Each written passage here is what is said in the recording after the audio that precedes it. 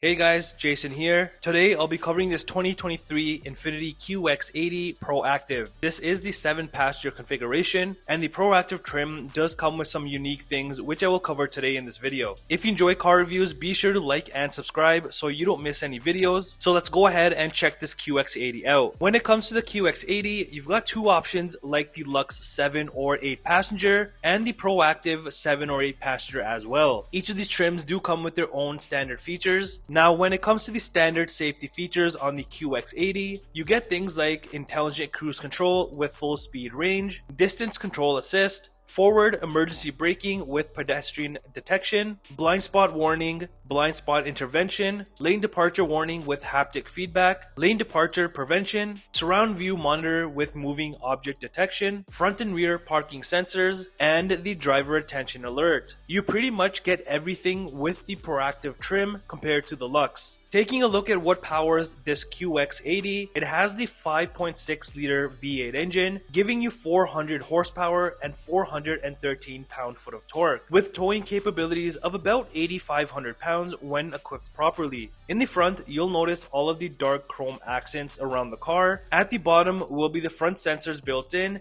and the dark chrome piece that stretches across the front. There's also the standard LED fog lights that are nice and sleek looking. You really can't go without noticing the massive grille area the QXs have. Again, the grille is surrounded by the dark chrome, and in the center is the black meshing with the Infiniti logo. Also, if you look closely, there's also a front-facing camera built into the logo. Like the massive grille, you also can't miss these nice looking LED headlamps that have the adaptive front lighting system with auto leveling. Looking from the side at the QX80, you can see how massive this SUV is. Up top, there is a sunroof that does come standard, along with silver roof rails, and the door handles are in chrome and have keyless entry. The side mirrors are in gloss black with the turn signal, and there's also a camera underneath, which I will cover when we go inside. Along the sides are the body colored side steps that also come standard, and on the fender you'll notice the side vents in dark chrome as well. Then are these unique looking 22-inch dark finish cast aluminum alloy wheels, and these make the QX80 stand out. Coming around to the rear, you'd notice more of that massive look to the QX80s, and near the bottom will be the reflectors on both sides, along with the hitch in the center. And like I was mentioning, this can tow about 8,500 pounds. Above are the rear sensors, just like the front. Also on the rear, you'll have this bumper protector. On the tailgate will be the 4-wheel drive and QX80 badging in chrome. Then you've got a massive dark chrome piece with Infiniti written on it. And like the front lights, the rear lights are also LED. At the top is a spoiler with the stoplight, and I think this helps complete the look of the vehicle. Opening up the tailgate, this is a power liftgate, which is convenient. Back here, you have a decent amount of room for your things, considering this is a 3-row SUV. Other things back here that you'll find are the hooks, a 12-volt outlet, and the buttons to fold down the 3rd-row seats, which goes up and down. And this makes life so easy. The only thing that I would really want is it to be a little bit faster, but regardless, it's a nice feature to have. And lifting up the carpet area will be some small storage space underneath. And here's a quick startup on this QX80 and how it sounds.